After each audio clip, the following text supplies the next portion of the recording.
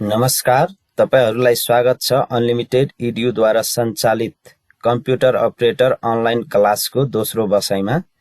म हुँ S K Singh, computer operator and trainer.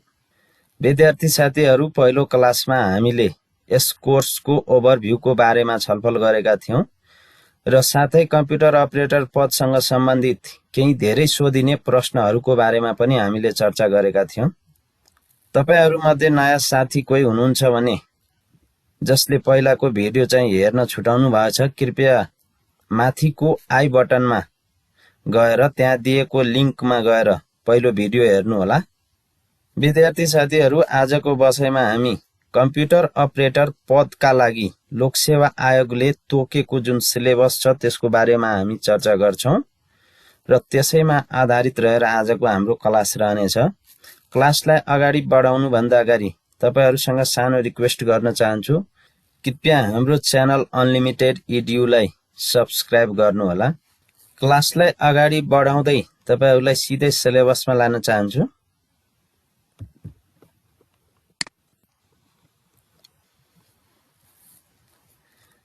यो रहेछ हाम्रो चाहिँ लोकसेवा आयोगले डिजाइन गरेको कम्प्युटर अपरेटर पदको लागि जुन हाम्रो लोकसेवा आयोगले डिजाइन गरेको सिलेबस छ, त्यो मैले यहाँ डाउनलोड गरेर राखेको छु।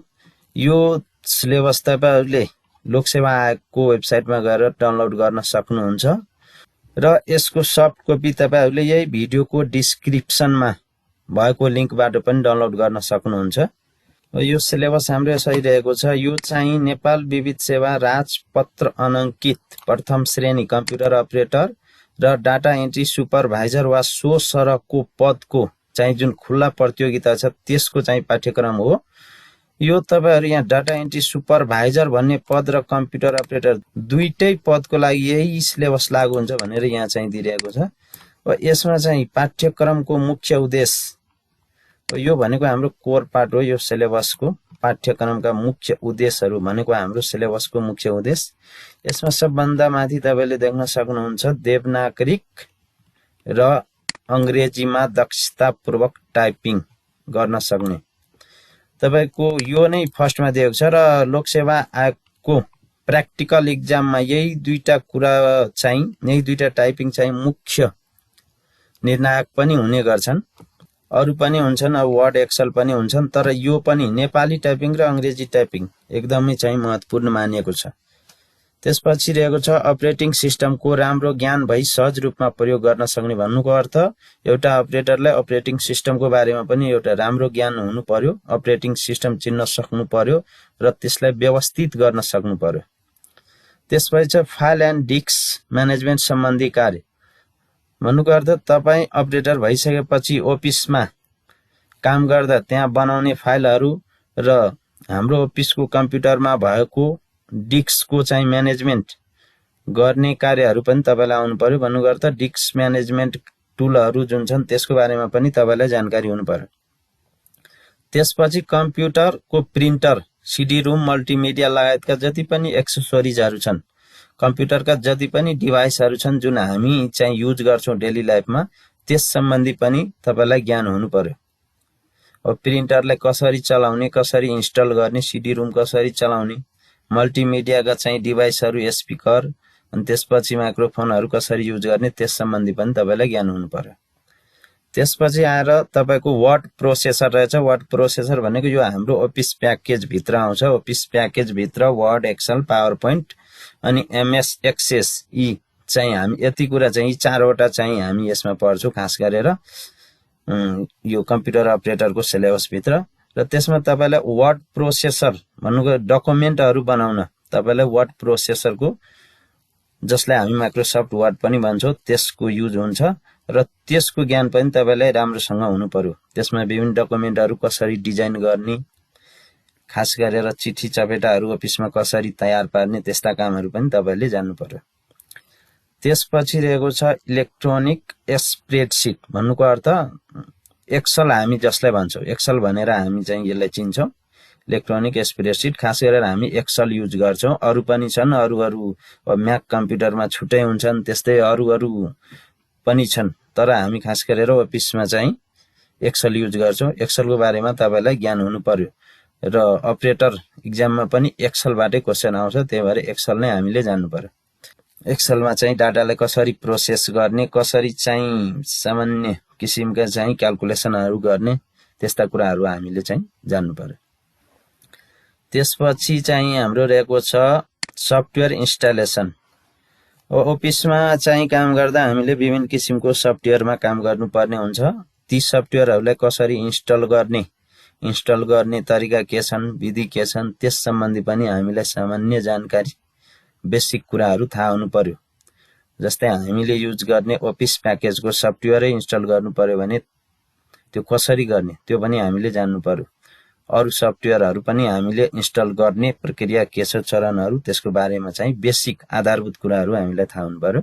सफ्टवेयर इन्स्टलेसन एवं कस्टमाइजेसन भन्छ। यो कस्टमाइजेसन भनेको चाहिँ सफ्टवेयरमा चाहिँ सामान्य कुराहरूलाई मिलाउने, आफ्नो अनुकूल कसरी बनाउने, ती कुराहरू हुन्। त्यो हामी चाहिँ पढ्दै जाँदा पछि हामी चर्चा गर्छौँ।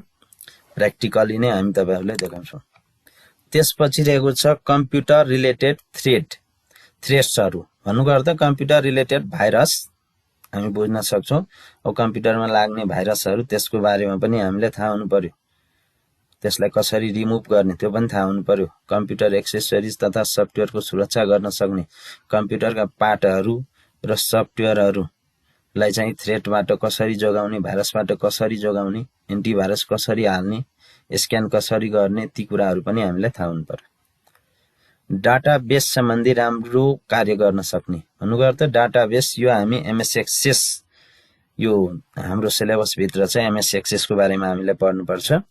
अब त्यो एमएस एक्सेसमा चाहिँ कसरी डाटालाई व्यवस्थापन गर्ने, कसरी चाहिँ डाटाको टाइपहरूको बारेमा हामीलाई थाहा हुनु पर्यो। कुन डाटाको टाइप के हो, त्यसलाई कसरी युज गर्ने, ती कुराहरूको बारेमा हामीलाई चाहिँ सामान्य जानकारी हुनु पर्यो डाटाबेसको। त्यसपछि रहेको छ प्रेजेन्टेसन र वेब डिजाइनिङ। प्रेजेन्टेसनको बारेमा भन्नुपर्दा हामीलाई अफिसियल युजमा विभिन्न किसिमको प्रेजेन्टेसनहरू, स्लाइडहरू बनाएर कहिलेकाहीँ प्रेजेन्ट गर्नुपर्ने हुनसक्छ। कहिलेकाहीँ हाम्रो ट्रेनिङको लागि या त अरू कुनै कार्यको लागि प्रेजेन्टेसनहरू बनाउनु पर्ने हुन्छ। त्यही भएर तपाईहरुले प्रेजेन्टेसनको बारेमा पनि ज्ञान हुनु पर्यो। प्रेजेन्टेसनको लागि खासमा हामी अफिस प्याकेज भित्रको एमएस पावर पोइन्ट भन्ने चाहिँ चलाउँछौँ। त्यसको बारेमा चाहिँ हामी यस सिलेबस भित्र पढ्छौँ। त्यसपछि रहेको छ वेब डिजाइनिङ। वेब डिजाइनिङको बारेमा पनि तपाईलाई सामान्य कुराको चाहिँ जानकारी हुनु पर्यो। सामान्य वेब डिजाइनिङका जुन कोडहरू छन्, बेसिक कोडहरू, त्यसको बारेमा थाहा हुनु पर्यो। किनभने हामीले अफिसमा हाम्रो अफिसियल वेबसाइटहरूलाई यसो सामान्य व्यवस्थापन गर्नुपर्ने हुन्छ। डिजाइनिङका पार्ट त अब डिजाइनरहरूले गरेका हुन्छ, तर त्यसभित्र हामीले कन्टेन्ट हाल्दा कसरी हाल्ने र कन्टेन्ट हाल्दा हामीलाई सामान्य त्यसको जानकारी भएन भने अप्ठ्यारो हुन्छ। त्यही भएर वेब डिजाइनिङको बारेमा पनि हामीलाई सामान्य जानकारी चाहिँ हुनुपर्छ। त्यसपछि तपाईलाई यहाँ परीक्षा योजना, परीक्षा कसरी हुन्छ यसको दिएको छ।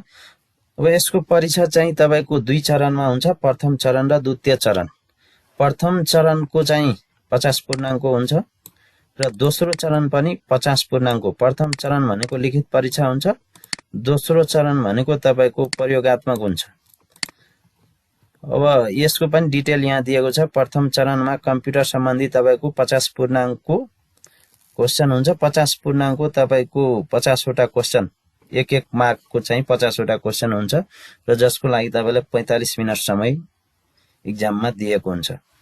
त्यसपछि द्वितीय चरणको चाहिँ दोस्रो चरणमा चाहिँ तपाईको प्रयोगात्मक परीक्षा हुन्छ। यो पनि 50 पूर्णाङ्कको रहेछ र यसको लागि पनि तपाईले 45 मिनेट टाइम पाउनुहुन्छ।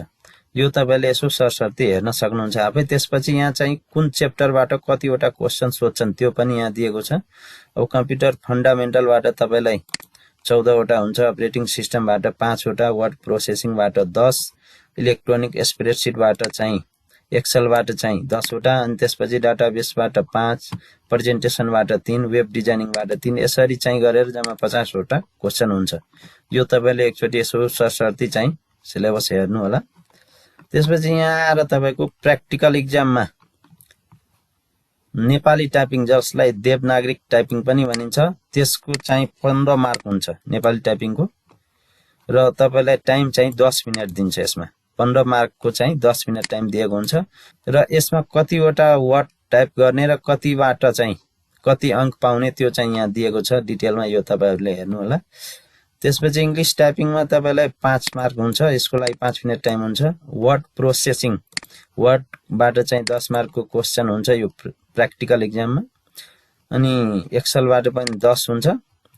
प्रेजेन्टेसनबाट तपाईलाई 3 हुन्छ, डाटाबेसबाट 4 मार्कको क्वेशन हुन्छ। यसरी चाहिँ प्र्याक्टिकल एक्जाममा चाहिँ 50 मार्कको जम्मा क्वेशन हुन्छ र यसको लागि तपाईले जम्मा 45 मिनेटको टाइम पाउनुहुन्छ। यो चाहिँ छुट्टा छुट्टै हुन्छ, पहिला अब यो हुन्छ, त्यसपछि यो भनेपछि यसको बीचमा ग्याप हुन सक्छ। यो चाहिँ र यो माथिको चाहिँ टाइपिङ दुईटा चाहिँ ग्याप हुन सक्छ र त्यसपछि यो चाहिँ तलको क्वेशनहरु लगातारै हुन्छ, एकैचोटी तपाईलाई दिन्छ र यो एकैचोटी गर्नुपर्ने हुन्छ। यो जम्मा 30 मिनेटको हुन्छ टाइम।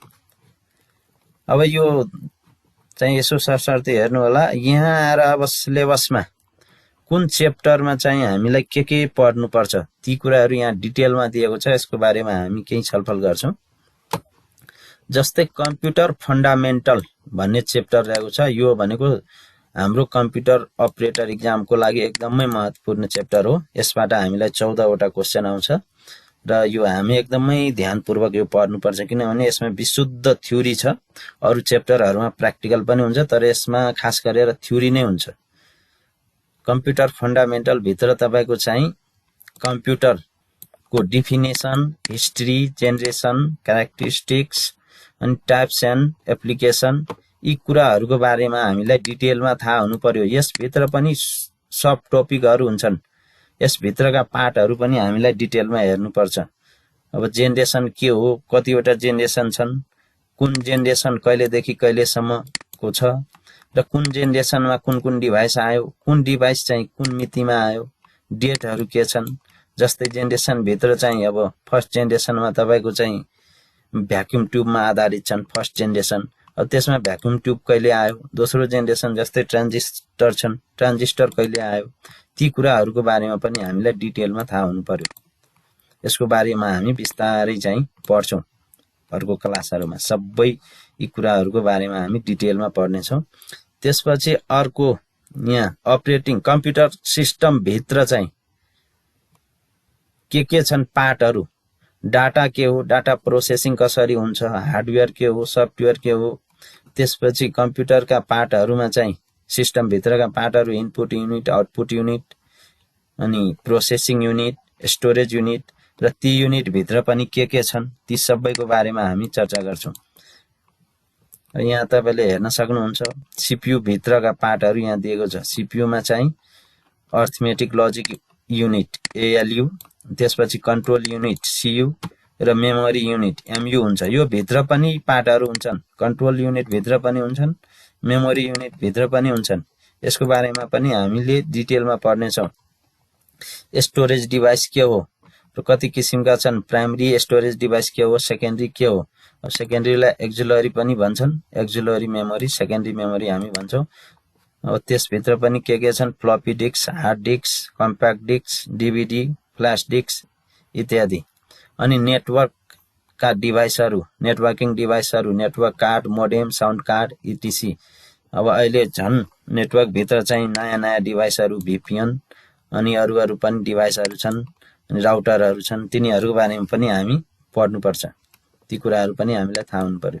अनि सफ्टवेयर के हो, सफ्टवेयर भित्र चाहिँ सफ्टवेयर कति किसिमका छन्, सफ्टवेयरको टाइप्स। अनि प्रोग्रामिङ ल्याङ्ग्वेज के हो, प्रोग्रामिङ ल्याङ्ग्वेज कति किसिमका छन्, कुन प्रोग्रामिङ ल्याङ्ग्वेज चाहिँ कुन जेनरेसन कम्प्युटरमा आयो र कहिले आयो, लाइभवेयर के हो, फ्रीमवेयर के हो, चेज मेमोरी के हो, यी कुराहरु हामीलाई थाहा हुनु पर्यो। त्यसपछि setting and protection of computer room and computer, यसमा चाहिँ हल्का प्र्याक्टिकल पनि हुन्छ। अब कम्प्युटर रुमको चाहिँ सेटिङ अनि प्रोटेक्सन कसरी गर्ने, ती कुराहरुको बारेमा हामीले यसमा पढ्छौं। Concept of computer related threat, अब थ्रेट्सहरुको बारेमा कम्प्युटरको कन्सेप्ट, अब भाइरस के हो, वर्म्स के हो, ट्रोजन के हो, फिशिङ के हो, यिनीहरुको बारेमा हामी चाहिँ पढ्छौं। त्यसपछि concept of multimedia, file management, basic structure of disk, concept of file and folder, file के हो, फोल्डर के हो, फाइल कति किसिमका चाहिँ फाइलको एक्सटेन्सनहरू कति किसिमका हुन्छन्, फोल्डरलाई चाहिँ फोल्डर कसरी बनाउने, वाइल्ड कार्ड के हो, पाथ नेम के हो, types of file and file extension त्यही हो फाइलको एक्सटेन्सनहरू। जस्तै हामी अब वर्ड डकुमेन्टको डक्स डोसी र डोसीएक्स, त्यस्तै अब फोटोसपका डकुमेन्टहरूको पीएसडी, अनि अर्को डकुमेन्टहरूको जस्तै पीएनजी, जेपीजी, यी फर्म्याटहरू, यसलाई हामी एक्सटेन्सन पनि भन्छौँ, यी फर्म्याटहरू हुन् फाइलका, त्यसका बारेमा पढ्नुपर्छ। कम्प्युटर नेटवर्किङ चाहिँ के हो, नेटवर्किङ कति किसिमका हुन्छ र नेटवर्क कति किसिमका हुन्छन्, ल्यान म्यान म्यान, अब यिनीहरूको फुल फर्म के हो ती कुराहरू जान्नु पर्यो। इन्टरनेट के हो, इन्ट्रानेट के हो, एक्स्ट्रानेट के हो, अनि डब्लुडब्लु वर्ल्ड वाइड वेब के हो। त्यस्तै गरी IP address, subnet mask, default gateway, अनि नेटवर्किङ मिडिया टोपोलोजी अनि प्रोटोकल इत्यादि चाहिँ हामी नेटवर्किङ भित्र पढ्छौँ। त्यसपछि आएर हाम्रो चाहिँ नम्बर सिस्टम छन्। नम्बर सिस्टममा चाहिँ अब नम्बर सिस्टमहरू कति किसिमका छन्, कुन नम्बर सिस्टमका अङ्कलाई अर्को नम्बर सिस्टममा कति हुन्छ, ती कुराहरू चाहिँ हामी यसमा पढ्छौँ। अनि त्यसपछि आएर चाहिँ यो स्ट्यान्डर्डहरू छन्, युनिकोड छन्। अब किबोर्डका स्ट्यान्डर्डहरू, युनिकोड, यसको बारेमा पनि हामीलाई थाहा हुनुपर्छ, युनिकोड स्ट्यान्डर्डहरूको बारेमा। अनि नेपालको चाहिँ आइटी पोलिसी अनि इलेक्ट्रोनिक ट्रान्ज्याक्सन एक्ट, यसको बारेमा पनि हामीले जानकारी राख्नुपर्छ। यसबाट पनि बेला बखत क्वेसनहरू सोध्ने गर्छन्। त्यसपछि हाम्रो चाहिँ अपरेटिङ सिस्टम रहेको छ। अब यसको क्वेसन पनि हाम्रो यही च्याप्टरमा समावेश हुन्छ। अपरेटिङ सिस्टम के हो, कति किसिमका छन्, अपरेटिङ सिस्टमका प्रकारहरू, अनि त्यसको फङ्सन, अनि कमान्ड लाइन अपरेटिङ सिस्टम के हो, graphical user interface operating system के हो, ती कुराको बारेमा पनि हामीलाई थाहा हुनु पर्यो। यसलाई हामी जीयुआई भन्छौँ, ग्राफिकल युजर इन्टरफेस। अब यहाँ चाहिँ अपरेटिङ सिस्टम भित्र चाहिँ हामी यसमा विन्डोजको बारेमा पढ्छौँ र यसमा हल्का प्र्याक्टिकल कुराहरू पनि छन्। अब तपाईँले डेस्कटप के हो, टास्क बार कता हुन्छ, कहाँ हुन्छ, मै कम्प्युटर कहाँ हुन्छ, रिसाइकल बिन के हो, यी कुराहरू चाहिँ हल्का प्र्याक्टिकल पनि हामी जानेछौँ, प्र्याक्टिकली हेर्नेछौँ। अनि फाइलहरूलाई कसरी म्यानेज गर्ने, विन्डोज एक्सप्लोरर के हो, विन्डोज एक्सप्लोररमा चाहिँ के हुन्छन्, ती कुराहरू, केही सेटिङहरू, अब डेट एन्ड टाइमको सेटिङ कसरी चेन्ज गर्ने, ल्याङ्ग्वेजको सेटिङ कसरी चेन्ज गर्ने, टास्क बारलाई कसरी कस्टमाइज गर्ने, कन्ट्रोल प्यानरमा चाहिँ के हुन्छन्, त्यहाँका आइटमहरू कसरी चलाउने, त्यसबाट के गर्न सकिन्छ, त्यसको लागि हामी चाहिँ केही प्र्याक्टिकली कुराहरू पनि यहाँ हेर्नेछौँ यसमा। अनि सर्टकट आइकन के हो र डेस्कटपमा सर्टकट आइकन कसरी बनाउने, त्यस्ता कुराहरू पनि हामी यसभित्र सिक्छौँ। त्यस्तै गरी सिस्टम टुलहरूमा चाहिँ डिस्कलाई कसरी स्क्यान गर्ने, डिस्कलाई कसरी चाहिँ ब्याकअप राख्ने, रिस्टोर कसरी गर्ने, फर्म्याट कसरी गर्ने।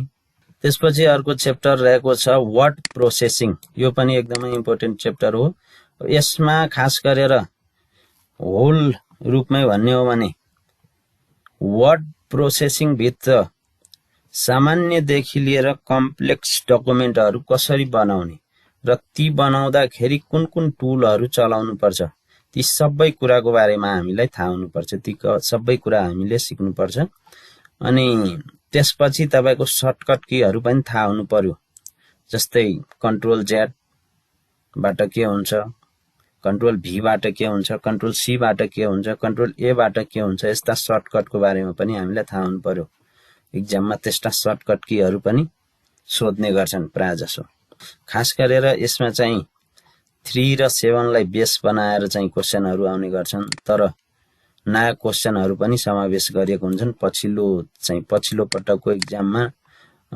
पछिल्लो पटकको एक्जामसम्म खास गरेर 3 र 7 को नै क्वेशनहरू बढी, त्यसपछि नयाँका चाहिँ क्वेशनहरू अलिक कम हुने गर्थ्यो। अब अहिले चाहिँ क्वेशनहरू त्यही अनुसार आउला अहिले पनि। यसमा चाहिँ डकुमेन्टलाई कसरी बनाउने, हेडर के हो, फुटर के हो, फुटनोट के हो, इन्डनोट के हो, पेज नम्बर कसरी हाल्ने, फाइल अनि पेज ब्रेक कसरी गर्ने, सेक्सन ब्रेक के हो, ग्राफिक्स के हो, यी कुराहरूको बारेमा हामीले चाहिँ डिटेलमा पढ्नुपर्छ। मेल मर्ज कसरी गर्ने, मेल मर्ज के हो, अनि अटो करेक्ट, स्पेलिङ, ग्रामर र यिनीहरूका चाहिँ सर्टकट कीहरू के हुन्छन्, थेसर्स के हो, त्यसको सर्टकट की के हुन्छ, यिनीहरूको बारेमा चाहिँ हामी पढ्छौँ यसमा वर्ड प्रोसेसिङ भित्र। त्यसपछि आएर हाम्रो अर्को च्याप्टर रहेको छ इलेक्ट्रोनिक स्प्रेडसिट, भन्नुको अर्थ एक्सेल भनेर हामी जसलाई चिन्छौँ। अब यसमा पनि एक्सेलमा तपाईको खास गरेर सामान्यदेखि लिएर अलि जटिल खाले कम्प्लेक्स खाले चाहिँ प्रब्लमहरू सोल्भ गर्नुपर्ने हुन्छ। भन्नुको अर्थ अलि जटिल खाले चाहिँ हिसाबहरू पनि तपाईले यसमा गर्नुपर्ने हुन्छ। जस्तै अब बिल बनाउँदा अब बिलमा चाहिँ विभिन्न किसिमका क्राइटेरियाहरू दिएको हुन सक्छ, त्यो कसरी गर्ने। सुरुबाटै भन्ने हो भने यसमा चाहिँ एक्सेलमा सेल के हो, त्यसपछि कोलम के हो, रो के हो, कोलमलाई चाहिँ कसरी थप्ने, कसरी घटाउने, कसरी चाहिँ त्यसको स्पेस बढाउने, ती कुराहरूको बारेमा चाहिँ हामी यो प्र्याक्टिकली पनि सिक्छौँ र यसको थ्योरीहरू पनि हामी हेर्नेछौँ। त्यसपछि आएर सेललाई कसरी फर्मेट गर्ने। अब कुनै सेलमा चाहिँ अब नम्बर फर्मेट मात्रै इन्ट्री गर्ने बनाउनु पर्यो, नम्बरहरू मात्रै इन्ट्री हुने खाले बनाउनु पर्यो भने त्यो कसरी बनाउने, सेललाई प्रोटेक्ट कसरी गर्ने, त्यो सेललाई चाहिँ एडिट गर्न नदिने गरी कसरी प्रोटेक्ट गर्ने, अनि डाटालाई कसरी सर्ट गर्ने, फिल्टर कसरी गर्ने, त्यस्ता कुराहरू पनि हामी चाहिँ यसभित्र पढ्छौँ। त्यसपछि आएर डाटाबेस सिस्टम रहेको छ। डाटाबेस सिस्टम भनेको हामी चाहिँ एक्सेस पढ्छौँ यसमा, एमएस एक्सेस माइक्रोसफ्टको। र यसमा चाहिँ डाटाबेसमा अलि कम क्वेसन हुन्छ यो माथिल्लोको तुलनामा, वर्ड र एक्सेलको तुलनामा। र यो हामीले चाहिँ यसको बेसिक इन्फर्मेसन, बेसिक कुराहरू हामीले थाहा हुनु पर्यो। यसका चाहिँ टाइपहरू कति छन्, डाटाका टाइपहरू, अनि त्यसपछि चाहिँ टेबल के हो, अनि क्युरी के हो, अनि फर्म के हो, रिपोर्ट के हो, माइक्रो के हो, यी कुराहरूको बारेमा चाहिँ हामीलाई सामान्य जानकारी र ती चलाउन सक्ने चाहिँ हुनु पर्यो डाटाबेसमा। त्यसपछि रहेको छ प्रेजेन्टेसन भनेको पावर पोइन्ट। पावर पोइन्टमा पनि एउटा स्लाइड कसरी बनाउने, स्लाइडलाई कसरी शो गर्ने, स्लाइड बनाउँदा त्यसमा कुन कुन एलिमेन्टहरू काम लाग्छ, कुन कुन टुलहरू चलाउनु पर्छ, ती कुराहरूको बारेमा चाहिँ हामीले यसमा पढ्छौँ।